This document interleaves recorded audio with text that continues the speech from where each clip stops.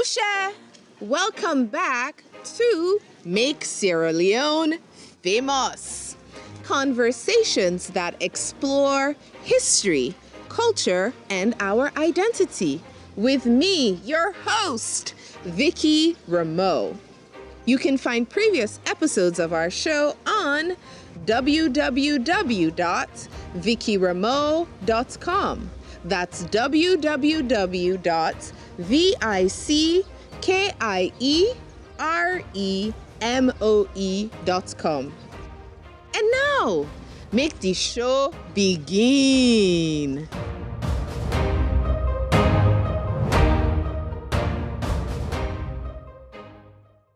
Think about it. My parents, they were very idealistic. If you say they go study, then come back and put all their talents to building their country. That was what it was all about. Whilst for our generation, the thing was so dysfunctional. When somebody tell you about something bad, you complain and say, well, not the system. As if that was like you had to accept that that's how things were. And we didn't want to accept that because, we knew that it could have been better. It could have been so much better. And so the dream of that kind of immediate post-independent Sierra Leone was dead. It was in tatters. And one day I sat down, and I'm not being melodramatic. I cried, actually. It was so upsetting. And actually, it was that night when the guy told me about the diamonds thing. I was not long married, and my then wife Zainab and I sat in the room, and she said she'd never seen me so depressed. And I said to her, what that guy has just told me about the system. He's the Attorney General, he's the Minister of Justice, and he's bragging to me that people come and regularly bribe him, and didn't even care that he was saying it to me.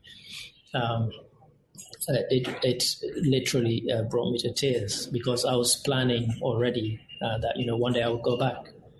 And I thought I can't come back and exist in this system where, as you say, people who were influential got away almost with murder, not quite, but pretty close to it.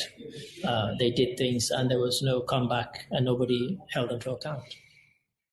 And welcome to another edition of the Make Sierra Leone Famous podcast with your wonderful host, that's me, Vicky Rameau. Today I'm talking to Sierra Leonean writer, historian, and just like museum, Ade Daramy. We're continuing our conversation on Sierra Leonean history. If you remember the last time we met Ade Daramy, we talked about how his life story, because he's just a little over 60, parallels that of Sierra Leone. We wanted to hear a small biography about how developments in Sierra Leone have impacted his own personal life journey over the years. And we stopped the conversation, I believe, in the 80s, after he had moved back to the UK and was living in the UK, starting out, I guess, his early professional life. Ade, thank you so much for coming on the show. This episode is going out the week of Sierra Leone's 60th anniversary. It is the show that we're going to use to let waiting that mean for we out the country, from where we come from over the last 6 decades. Sure. Are there any insights, or can we go to the back to tell us what is to come? Are you optimistic about the future of Sierra Leone? Where are we headed? So welcome on our anniversary, Independence Anniversary special. Yeah. So Ade, tell me about the 90s for you and how developments in Sierra Leone in the 90s impacted your personal life. Yeah, I mean, the 90s were interesting because, Sierra Leone was going through quite a lot of turmoil. This country had settled into a kind of one-party state. And so long before we had the coup d'etat and, the young boys, long before they came in, people like myself were becoming very disillusioned with what was happening in Sierra Leone because I used to go at least twice a year on holiday, Easter and Christmas, And every time I went, it seemed things were getting worse. The political class were very entrenched and very corrupt. I mean, like seriously corrupt. People now talk about corruption, and I smile sometimes when I hear some of the tales of corruption, because honestly, I can remember the then Justice Minister and Attorney General saying to me that a case had gone through the courts and had landed on his desk. And what had happened was we were actually having tea and a cake that my mother had baked, and he was saying how wonderful this cake was. And he said that a case had landed on his desk, and it had involved some people who were in a huge land dispute. And they'd given him some diamonds to actually settle the case in their favor. And he said one of the diamonds alone was the size of a chicken egg. And he was quite open about it and saying that, this is how things operate. And at the time I was working for the BBC, and I remember telling him that you shouldn't be saying this sort of thing to a journalist. But he didn't care. Honestly, he did not care. He was completely reckless about it. Because they were so convinced of the... Now you exactly. So gosh, the guy just laughed. He just laughed, Wow. And so, that was kind of, it sort of encapsulated the sort of going back home experience for me, because every time I went, those were the sorts of things I saw and I heard. I also fell out with one particular person because on my trip there in 1990, I'd found out that he was a pedophile, and I'd been staying at his house. And basically, he told me that, because of his political connections, nothing would happen. And he and I never spoke again. I hope he's dead. We moved out of his house that day. He is. He's dead now. Not need them people then. Yeah. I mean, it's but like, he was quite blatant. Yeah, I think one of the things that I was born in the 80s, 1984, so we're the millennials. And and this is exactly why our generation always has such a disconnect to the kind of Sierra Leone that you remember from your own childhood, right? Because when people talk about Sierra Leone, used to be like, for our entire lifetime, if you're a millennial, meaning you're turning 40 this year, meaning you were born, it's basically everybody, 1981, right? If you were born in 1981 to the end, early 90s, you're considered a millennial. And so the thing is, it's like, if we don't have a point of reference of when corruption wasn't normal and it wasn't the culture.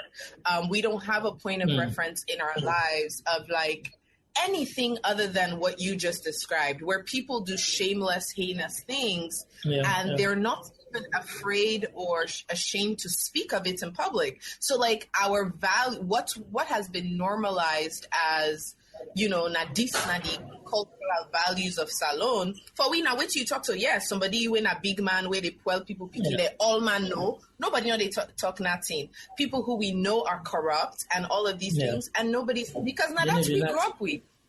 Now that's we grew up with. We don't know a different kind of Sierra Leone. So you go back to Sierra Leone and you're just like, wait, first of all, this place is just getting worse. And so what does that do to your career, your life path, the decisions that you make? How does Sierra Leone's deterioration impact or change the kind of decisions that you made with regards to your own life? Because I remember in our last conversation, you talked about how all of you who left at a certain point, it was your dream to return home. Nobody when they left to go to school in the UK thought, oh, me, where I go, so I go land book, and I ever go salon. That there was always this idea that you would come back. We didn't think we were coming. Yeah, so how then does that kind of descent into decay, how did that impact your life? It was a strange one, and you know what? It's something that plenty of we know. We're not going to talk about this because we parents then when they go study either UK or America or some sign of Europe, they can always talk say we they go back.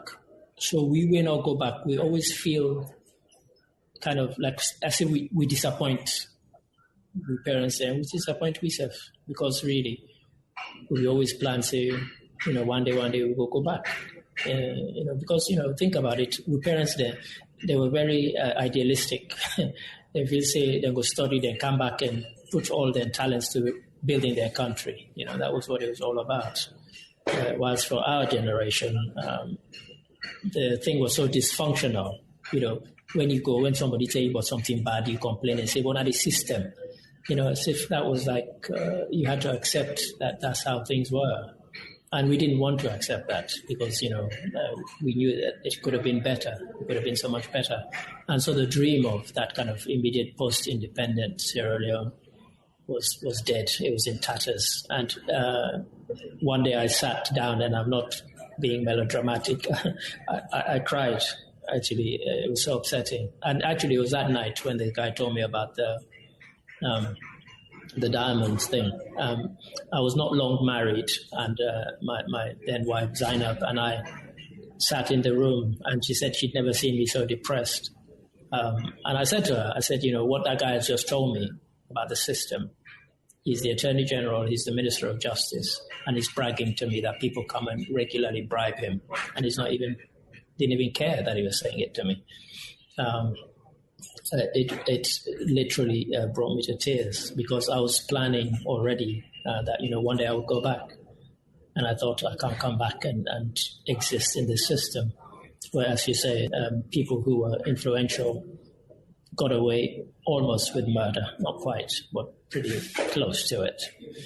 They did things and there was no comeback and nobody held them to account. It was depressing. It was highly depressing. The talk not done yet, but make we take small music break with the musical sounds of Sierra Leone.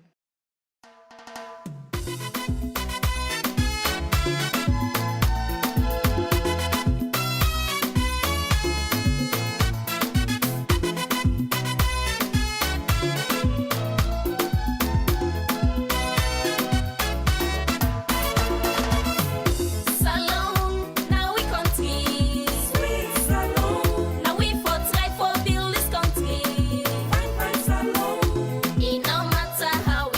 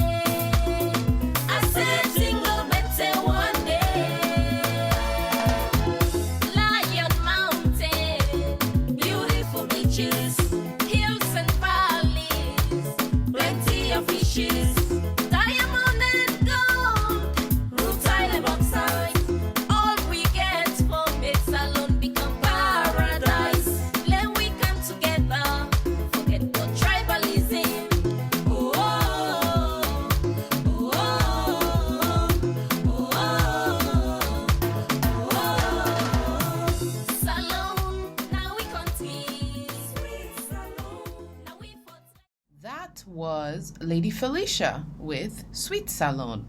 Felicia Grant Touré, aka Lady Felicia, has been making music for 17 years. And now, make we go back to make Sierra Leone famous. So you returned to the UK with plans then to not return to Sierra Leone? Yeah, I think that was when I kind of made up my mind that I would not come back, other than the fact that I had lots of family that I would visit regularly. But I no longer started considering it as somewhere which it was kind of strange, because in the UK, amongst the Sierra Leone community, they saw me as a kind of Mr. Sierra Leone.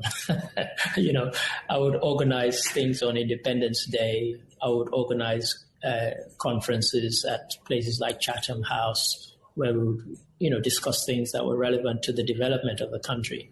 And all of a sudden, to close friends and relatives, I was saying to them, look, I don't think, in spite of what you might think, I don't think I can go and live there.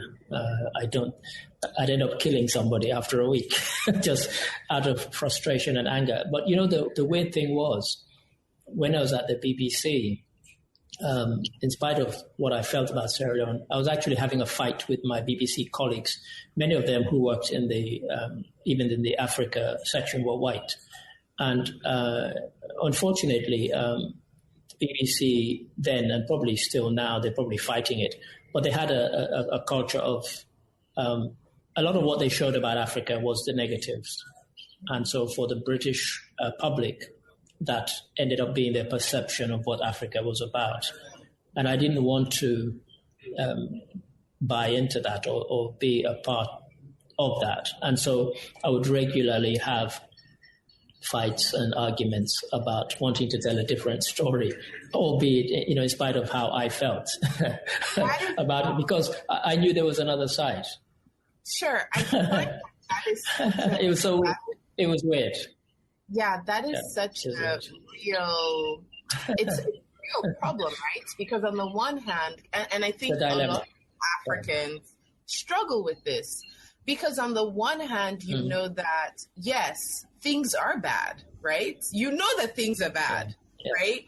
But on the other hand, you know that also, yes, things are bad in many, many ways, on so many levels. And yes, I'm even like right now, I don't even want to go to that place.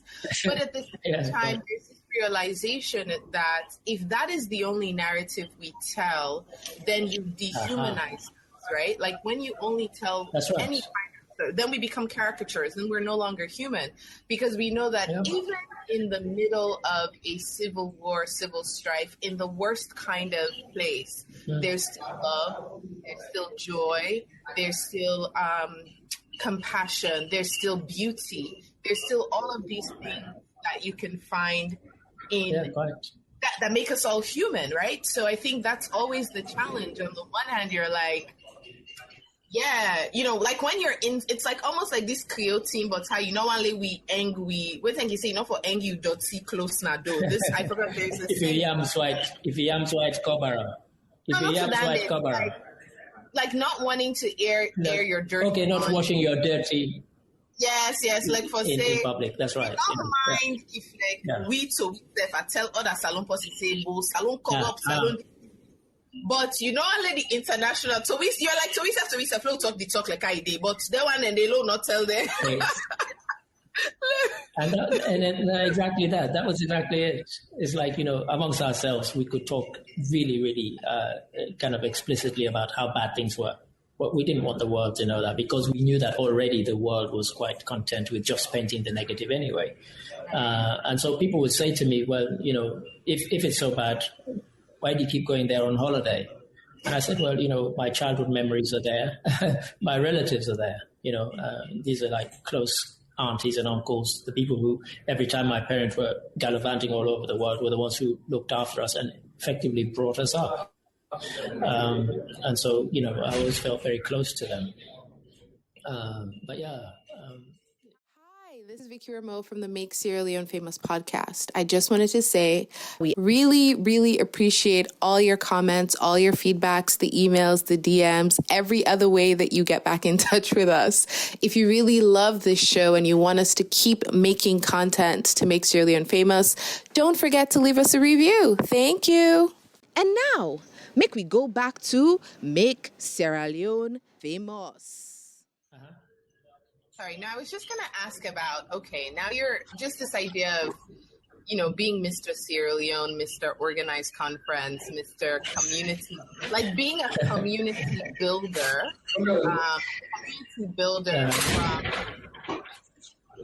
about being a community builder while you're in the diaspora, during a time when home may no longer be the home you remember or the home you want to return to. How did you continue to build community? Like, what are the things you did? Because I feel like right now, even within the current climate, that there are probably even more Sierra Leoneans in the diaspora today than there ever was before. And a lot of people feel the feeling that they cannot go home, but they still want to kind of continue to engage in the community and also just get to a place where that engagement can also reach back to Sierra Leone and make a positive impact. And that's kind of what I know of you. So I just want to understand, how did you go about continuing, even though your heart was broken and you were depressed about home? How did you continue to kind of find community, build it? What kind of activities did you do? And what made it possible? How do you lobby your country, your home country? For some people, maybe they were born there, but some people, they'd be naturalized. How did you work with the resources that were available there to continue to build community for Sierra Leone? Yeah, I mean, funny enough, it was easy in a way because, as you know, every school in Sierra Leone has an alumni association somewhere in the world. Every village has a village descendants association somewhere. And so I would link up with those. And so when it was, anniversaries like the founding of Freetown or Independence Day or something, we would organize events. Luckily, we always seem to have interesting high commissioners who would invite us or allow us to use the High Commission as a venue for these events. Of course, it saved them having to plan it themselves. But there was one particularly bizarre incident, which was when the Johnny Paul Koroma coup happened. That was... And I was working at the 97, May, 25th of May, 97. And I was at the BBC at the time, and I had gone to the High Commission with the world's press and all the West African High Commissioners who had gone there to support the Sierra Leone High Commission. And I walked in, with my pen, paper, and my recorder, and the High Commissioner who was there refused to speak at all. And he called me out. He was my father's friend, and he said, "Ade, can you come and address the media?" And so I ended up giving... Wait. It was lucky in a sense because I was working at the... The High Commissioner of Sierra Leone to the United Kingdom, when the coup happened, because there were people there, he decided he was not going to speak. He was no longer going to speak on behalf of the country of Sierra Leone. That you, who is not in government, who, that you, Mr. Sierra Leone, please go and talk to these people. To God. And the funny thing was, the reason he did it was because even if he'll say if the coup d'etat succeed, then go keep on as High Commissioner.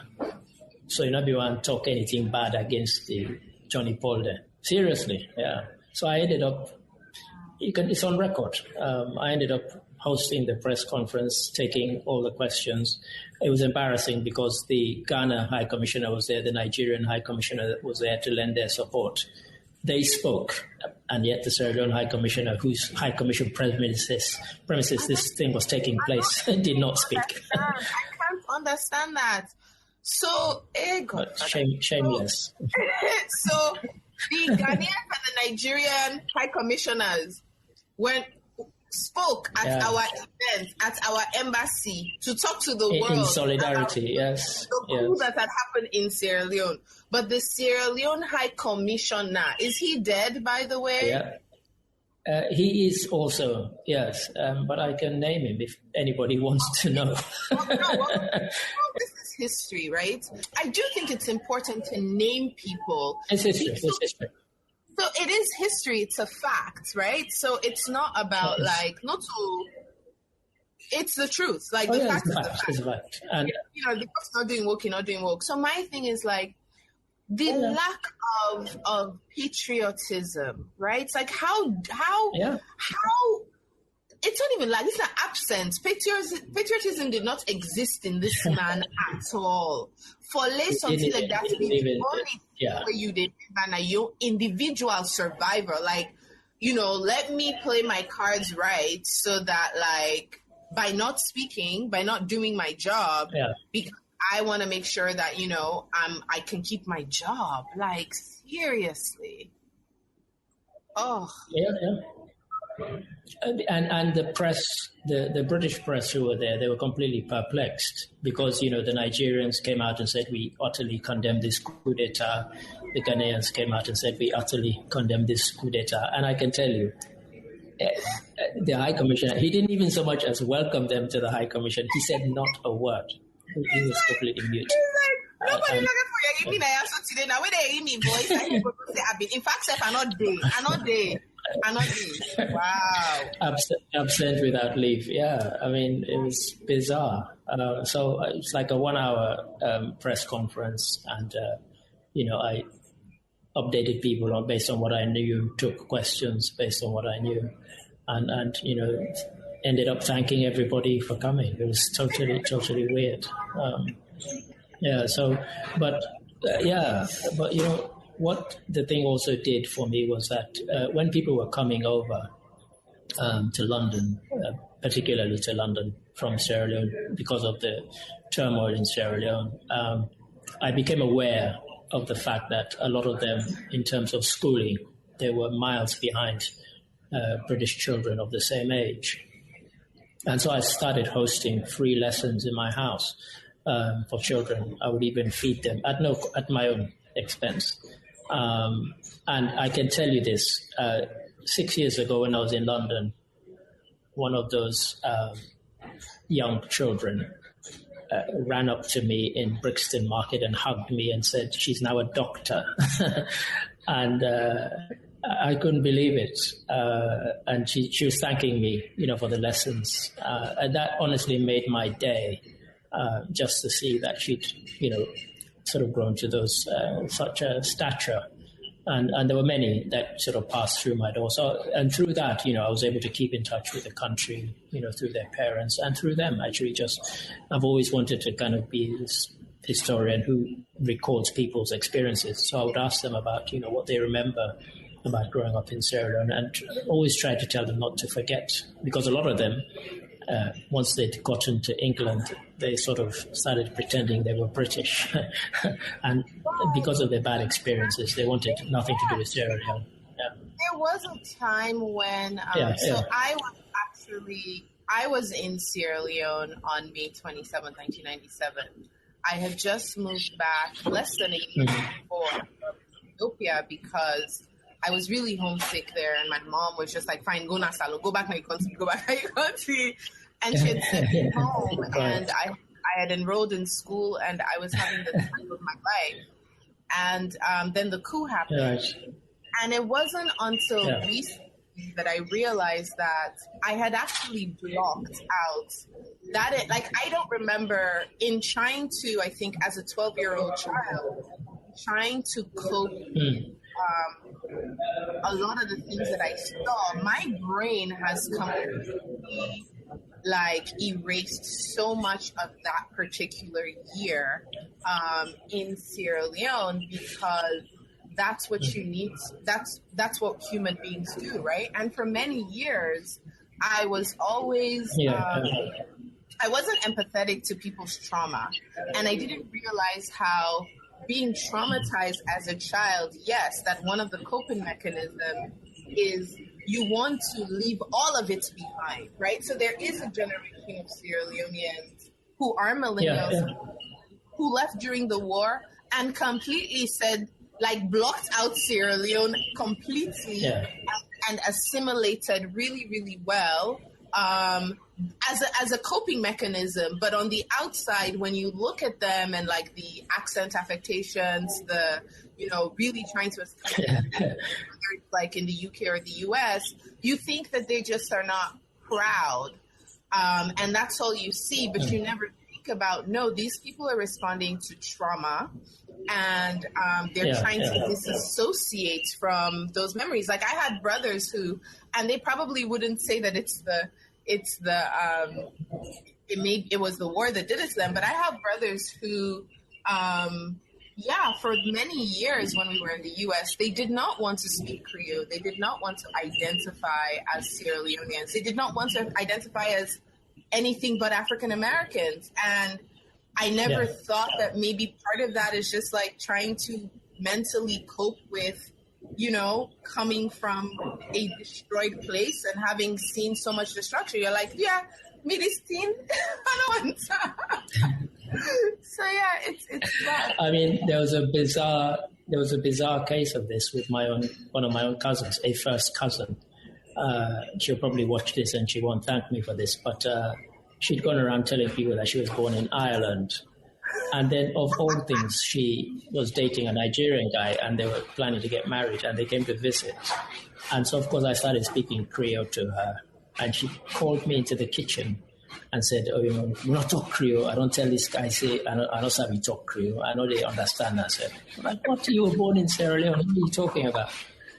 And of course, I refused to, a Nigerian of all people. If you were sort of trying to impress somebody from Russia, I could understand.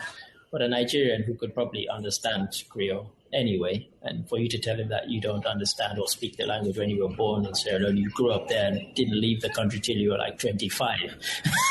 I just thought it was a joke, and of course I refused to play the game. 25? Yeah. Yeah, seriously. Yeah. She tried it. Bibi Guma. Yeah, it's nonsense. But that was the kind of thing that people did. Because everything that people heard about Sierra Leone in the press was bad. And I remember I became some sort of, in a weird way, a kind of go-to guy whenever the Times or Daily Mail had a story about Sierra Leone. Someone would say to them, "Oh, call this Ade Daramy guy. I'm sure he can tell you."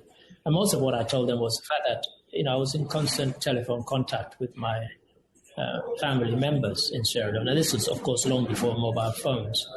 But they kept me updated. So even when the Daily Mail ran a story that lots of Sierra Leonean young men were coming to London claiming there was a war in Sierra Leone, I had to get in touch with them and tell they're not claiming, there is one.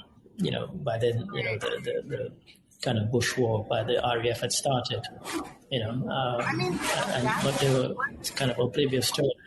What always gets me is that in the reporting, and I think that's why we don't like it when they tell, quote unquote, the truth of the negative side, is because in the reporting, it's never nuanced, right? They never provide the context, how they got here. It's just this is just what, and so because they want to do a African news the speed version. They don't want to give that in-depth analysis of how the systems broke down, how they were complicit in its own breaking down. Then okay, why do that? So then just one can fast forward. Exactly. Then people there are not begin war back home. So yeah. One of the things I did in the sort of, you talk about the resource, in London particularly, there are a lot of people from refugee countries, communities, from Africa, from all sorts of things, from Somalia, from Sierra Leone, you name it. And so they would have International Refugee Week. And so a lot of the schools would commemorate that week. And so what I ended up doing was I built up a sort of a resource where I would go and give talks in these schools about what these countries were like beyond the kind of shorthand narrative, oh, these people are savages. And I would always start it by saying that if you live in England and you watch TV at all, it is an impossibility for you to go more than 7 or 10 days without seeing a film that is set in either the First, Second World War or some war. They're obsessed with it. Of course. And so I would start by saying, if it was a school of, Sierra Leonean children or children from Somalia, I would say to them that just imagine this. For the last 120 years, there's probably not been a single year where Britain has not been involved in a war somewhere in the world. It's impossible. It's like now you could talk about Afghanistan or Yemen or wherever, somewhere where they have an interest or a presence. And so, when they tell you that you're warlike or you're savage and so on, you can always throw that statistic at them and you can list them going back from the Crimea War, through to, First World War, Second World War, wars of independence against the Indians and so on. All of those, the Mau Mau in Kenya, where the British suppressed them and killed them and put them in concentration camps. So I'd always give them that to say, look, we're not savages. Don't let anybody tell you that you are. And then I would sort of tell them about things like the arts, the culture, the architecture of that country, and say these are things that define you, not just the fact that you're a refugee. And so I did that every year for several years during International Refugee Week.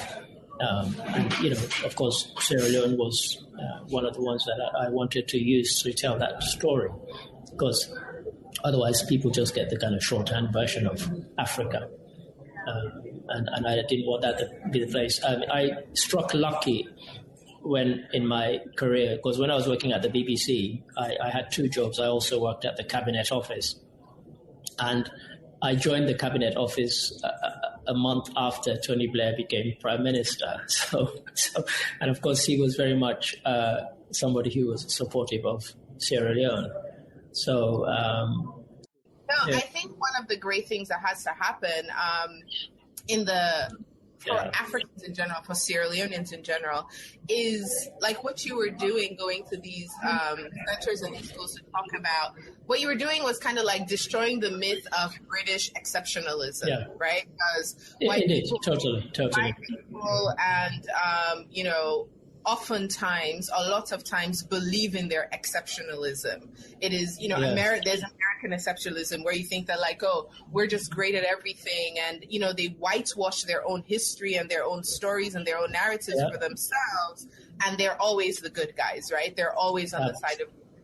And I think when we're talking about independence and Sierra Leonean independence, a key part of that is that as individuals and as a country, you first have to destroy the notion, ideas, or any preconceived views about the exceptionalism of the British Empire, of the UK, of British people in general. You have to just take that and you put it down the toilet. And start the conversation from a place where you acknowledge that, we are, first of all, equals. That's the one thing. And there's nothing that the powers that be the neocolonial powers, the Tony Blairs of this world, do, or there's no way or reason. They don't engage with us because they like us and they want to help us develop. There's no such thing. That concept does not exist.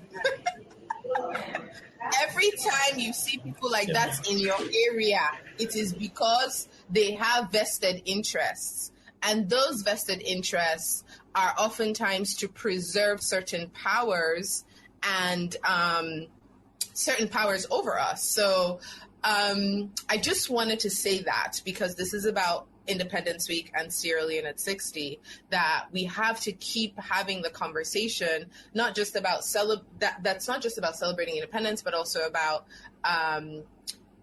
being anti-neocolonial, so that those people who come on the promises of helping us develop with their development agenda don't take us back without us being aware that really these are neocolonial forces trying to still have control over us, whether it's the control of our resources or influence the political dynamics in our country. Neocolonial, modern day neocolonial elements and forces that and rejecting them. Yeah. Yes, that pretend to be aligned with us for our own good, but in actuality are there because they have vested interests. In light of the fact that this is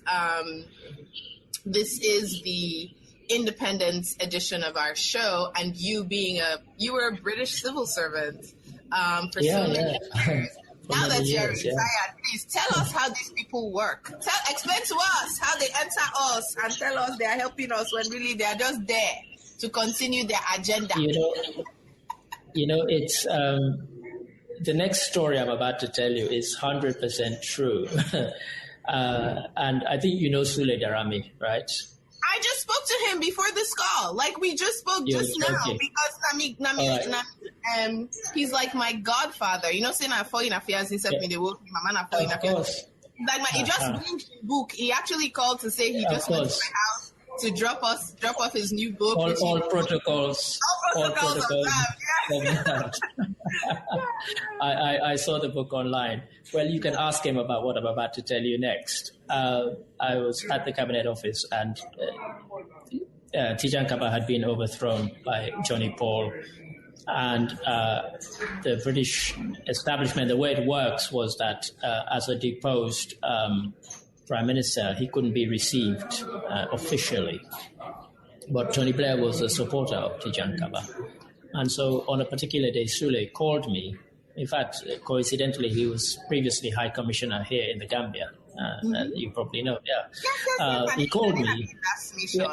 Exactly, yeah. He called me and said Tijan Kaba was in London, and he was aware of the protocols regarding the fact that he was deposed and that he couldn't be invited. Was there a way that he could be invited to number 10? And believe it or not, the last phone call I had before the one from Sule was with the diary secretary at number 10, fixing an appointment for Tony Blair. And so I said, all I have to do is press redial, and I can speak to them and see what they can do. And so, he said, yeah, please do. So I've called them straight away, and they invited Tijan Kaba because Tony Blair had like a 15-minute slot on the coming Tuesday. And Tijan Kaba went, he posed for some pictures, which he always used right to the end of his days. But the weird thing was, there was a reception for him organized by 10 Downing Street, at which Tony Blair was going to be there and so on. And so lots of old British civil servants who'd worked in Sierra Leone up to the 1950s, in fact, up to independence, were there. And these were people who in Sierra Leone, people held them in very high regard. But what was odd about it was they were all bragging about how, because of their white skin, when they were in Sierra Leone, they would walk out of the country with pockets stuffed with diamonds. And because they were white, nobody would dare stop them. And they thought it was funny, actually. They didn't know I was Sierra Leonean. They just knew that I worked at the Cabinet Office. And so they were telling these jokes. And when it got too much for me, in the end, I had to say to them, look, as a Sierra Leonean, I don't find this funny at all. Because, nowadays, I said, nowadays we talk about corrupt leaders and corrupt people in authority, and you're now bragging. What they said was that what they used to do was that they would give if they weren't traveling, they would quite happily give the diamonds to their wives. And as one of them said to laughter, he said nobody would stop a white woman and ask to search her bag when she was leaving the country. They thought it was hilarious. And of course, these men all grew wealthy on that. And so, these were people who ostensibly still had this really good reputation about, they were good civil servants, they were this, they were that. But, they were corrupt, actually. And so I told them in so many words. When part of the colonial narrative is that either the things they did were for our own good because we're somehow subhuman and can't do those things ourselves, or that we don't really know how to, the things we have, we don't know how to use them, or we don't value them, so they'll take them. We don't value them. And that was the thinking. Natives. What are these natives going to do with these diamonds? They don't know about diamonds. Let us take the diamonds. These people, they don't need these things. Why are we? Yeah. Well, that kind of thinking. A few months ago, about 6 months ago, I circulated some British newspapers. From the 1890s, after they had destroyed Benin and taken all the treasures. And when they exhibited them in London at places like 10 or 20,000 artifacts were taken and then put on display. There were so many, they had to use about 20 different places to display the Benin bronzes. And it's interesting reading the British newspapers. Almost all of them said that these could not have been carved by West Africans. They started inventing stuff, saying they must have been trading with Egyptians. and look at the pyramids. This is almost as good. The quality is of a similar standard. And so these must have been the people that they were dealing with. And so, yes, there was that sense that these people don't appreciate what they have. They don't value what they have. Yeah, the one thing I've even just, when I moved back to Sierra Leone in 1997, 2007, this was still the time when there was still the UN mission was still there. They'd not pulled out yet. And there were lots of expatriates in the development, conflict world. And it was just the way people would even engage with you as a Sierra Leonean.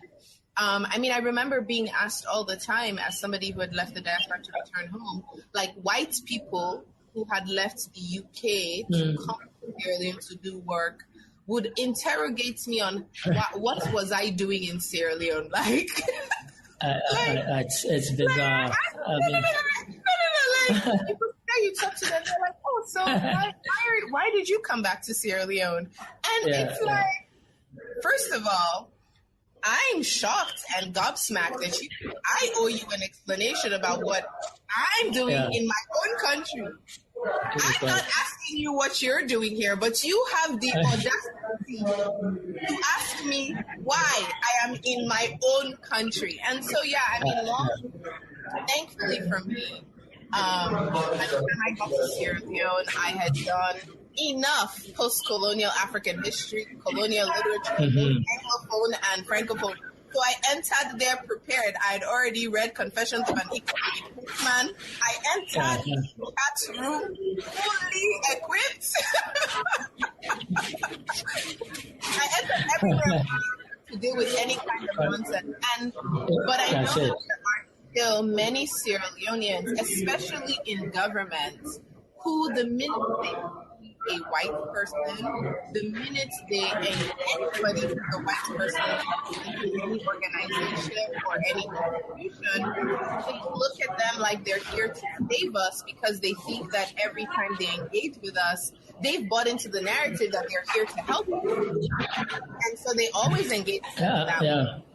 And that's why a lot of the policies and a lot of the things you see us taking on sometimes aren't necessarily like people will be celebrated for doing things internationally, but locally, locals don't appreciate those things because they don't want those things, right? They're like, we don't know who that they do this thing. We don't care about this thing. Sierra Leone famous. The podcast is mixed and mastered by producer Frank Vin Bob McEwen. with support from the creative and talented team over at VRNC Marketing Company in Freetown. And now, make we go back to Make Sierra Leone Famous. This role, because they think that every white person who comes is a person who can bring money and bring wealth, and like, so you behave me Safia, so this white man go tell the other white man there, say I go project, then go come put me there, so like we just have this idea in our mind. Yeah. And it's really, really problematic, because what I see happen is a lot of times then they wouldn't give the same level of access and engagement to a Sierra Leonean person, whether they're in the diaspora, but then a foreigner comes in, and the thing that gets me about the way they, Butsu and Omojuba to foreigners, and is that the foreigners who do come to Sierra Leone, the expats, the development experts, et cetera, they are never the best in their field. We don't actually, I always tell people, I'm like, listen, no country not in this world, except for us, right? Except for us. There's no country in the world where they will leave their best to go to a developing country. No. Some other country. Yeah, nobody allows the best in their country to leave. We do.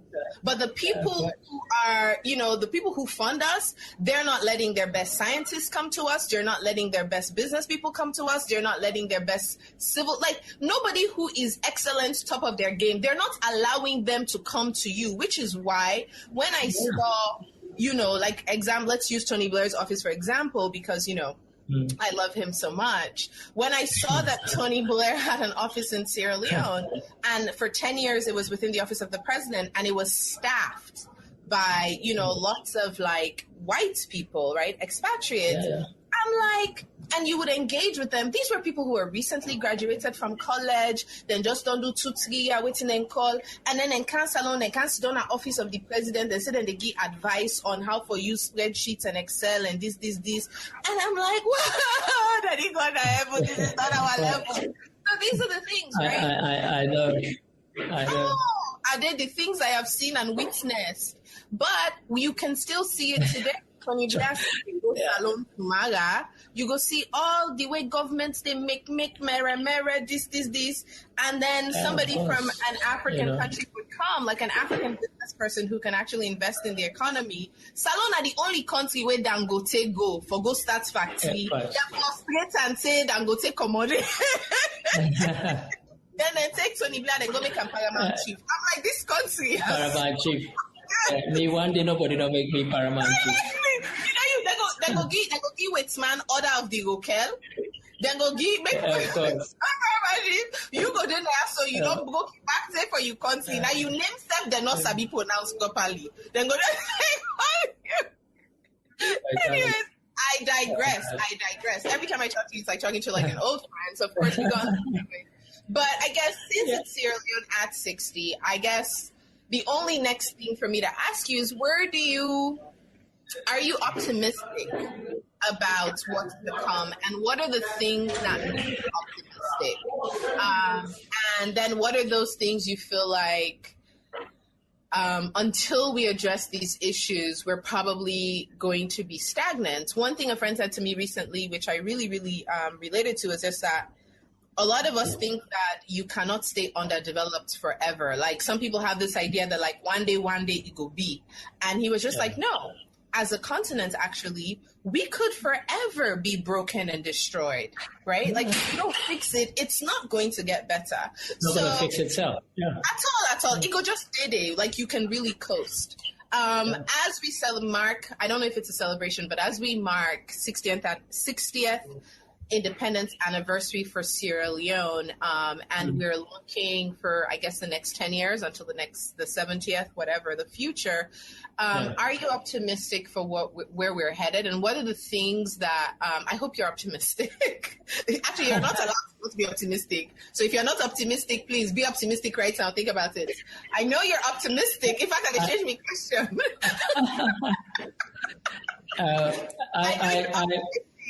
What optimism? Yeah.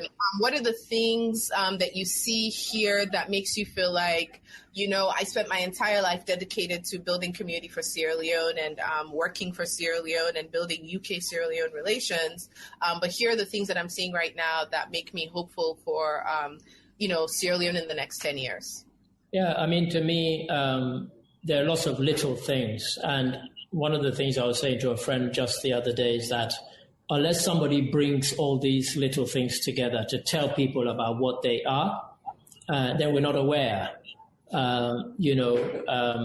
There's this friend of mine she's a writer, she's a blogger, she just had this book published. And Sierra Leoneans are busy embracing this. I say, my God, you might know who I'm talking about. But no, in all seriousness, we felt a buzz when we saw that, and people started sharing, details about it online and telling people, if you have children, buy this book. It's a positive book and so on. And then you have things like Slackfest, Sierra Leone Arts and Culture Festival, which takes place in London annually. You and I have both been on. And what really gave me a buzz about that is that not only were these young Sierra Leoneans, some of whom were Sierra Leoneans in quotes, because they were actually born in the UK, but their parents were Sierra Leonean. And they were going back to Sierra Leone, some of them who did not speak Creole were now learning Creole because they know that that's the lingua franca in Sierra Leone, and they wanted to be able to fit in. And some of them are actually going back to go and try and live there. And they're trying to start businesses. And when you look at the talents that are within the group of those people who, for example, organized that, then there are positives. You look at Freetown itself, the mayor, Yvonne Akisoya, every time she gets an accolade or an award, people embrace it and celebrate it. I even use it here in the Gambia to kind of shame them, to say, these are some of the things you should be doing here, seriously. But the thing is, because all these things are not, there's not a kind of umbrella where all of these things are celebrated, and people are not aware of it. And so I'm saying to the people who do Slackfest, I said, that should be part of your job. I can help in whatever way I can. I can help with both the historical and in the present. It's not like I'm sort of kind of, gathering dust somewhere. I always have an interest about things that are happening that are good and positive, because I think those are the things that inspire people to actually say, yes, we can achieve. There's a lot that you and I know, if you allowed it, the depressing stuff, you'd end up being beaten down by it.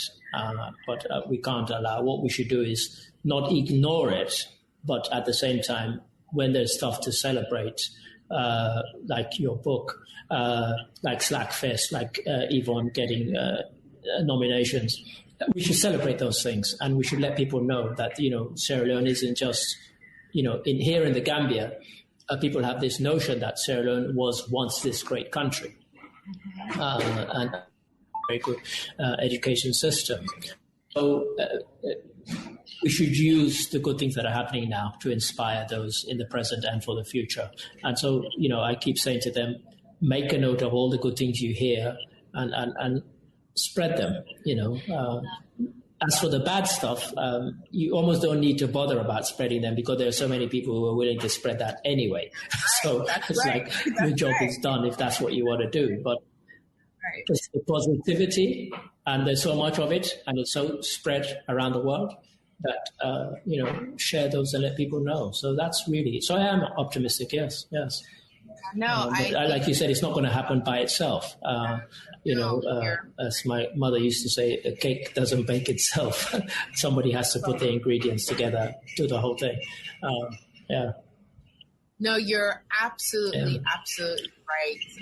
I have had to, for my own mental well-being and also for me to be able to continue to engage with home, I've had to be very intentional about amplifying positive people who are doing positive things. I don't need I don't need to know them. I don't need to like them even. They just have to be doing something that sheds a positive light on Sierra Leone, or that impacts the community positively, or that's creating something that makes people think of Sierra Leone in a different way. And that gives me, I'm just like, yeah, let's amplify this. And I also am optimistic about Sierra Leone's future, and exactly for the same reasons that I feel like there is a resurgence among Sierra Leoneans, millennials like myself, who are leaning in for Sierra Leone and not necessarily looking for government jobs or government positions or Udami Papabi, but are just really engaging with Sierra Leonean culture and each other in a really dynamic way that I feel like if we keep pouring fuel on that and continue to, if we keep pouring fuel on these positive engagements, these all this activity that's happening and connecting the dots, that people then start feeling positive about home. Because if you don't feel positive about home, you're not going to engage. If you don't hear stories about how Sierra Leoneans have gone home and started businesses and those businesses are successful, you're not going to want to start a business there. It doesn't matter what I keep telling people, it doesn't matter how many World Bank reports or IMF reports or this, then we did say the growth rates go good, so did this. It doesn't matter for Sierra Leone. What matters for Sierra Leoneans are success stories of other Sierra Leoneans in Sierra Leone. And that's why I amplify that, because I'm like, people that need for no say yes, people in this salon where they're not deep on politics, they're not deep on governments, then get business, then get projects and get ideas where then not only then they make money, but then they positively impact the community. And there is a lot of that. I see it every single day, and it's what gives me I don't know, it brings me joy, and so I amplify it, and I encourage everybody else to do the same and to lean in for positivity and to lean back, all the way back from the negativity, because the negativity, beaucoup. So we have to be intentional about like leaning back from negativity as it relates to Sierra Leone and leaning in for the positive stuff, because otherwise we all go depressed. We not go on for go there. We not go on for do nothing there. Just like, I left that country. They are not able. So yeah, no, I am for the same reasons very optimistic about Sierra Leone. So happy 60th independence anniversary. I don't know how you're going to spend it. Wait, are you going to go to Sierra Leone for the 60th Ade? You were planning on doing like I remember you had said you were planning on doing like a book, a Sierra Leone in 60 book, like you did for Sierra Leone at 50. Is that still happening? Will people be able to get the book? What's going on with you for 60th? Yeah, I mean, the 60th, it's a shame because what I'll end up doing is that there won't be a book for the 60th, but there'll be a book. There won't be a book in time for the 60th. And it's a shame because, Sierra Leone is the land of diamonds. And, of course, 60th anniversary is the diamond jubilee. And so a lot of what myself and others wanted to do about this book, about getting it out, there's not going to be any kind of dancing in the streets kind of thing. So I think the next best thing is to put together something that will be available online, These days, we're now used to kind of, dealing with people online. And so there are lots of kind of linked things that I'm doing that are to do with online. In fact, the biggest project I'm working on is a kind of online African museum, if I talk about it in shorthand. I first proposed it 11 years ago to the African Union at a conference. In fact, I found the papers just the other day at a London conference. Essentially, you click on it and it takes you into each country and it takes you into sort of artifacts and treasures of that country. But coming up in March or April, there's a book on the architecture of sub-Saharan Africa. And there's a chapter which involves, I think, 10 articles on Sierra Leone. And I've edited it. I've got architects to write the various ones. I've written one of the bits. So I've edited the Sierra Leone chapter, and it's a stunning book. Those who are on Twitter or Facebook would have seen I've been posting links to it. But it's coming out in April now, and it's 7 volumes. Because I would love to, we're here to collect for our children, the artifacts, the books, the everything. They're not going to say, we're not being or not be, Yes, especially we were inside salon that they grew up. We are very hungry for anything that we can, to guide them closer to home. Thank you so much. Well, naidon so for today on edition of Make Sierra Leone Famous with me, your host, Vicky Rameau. Don't forget to subscribe to this podcast wherever you listen. Ta-ta.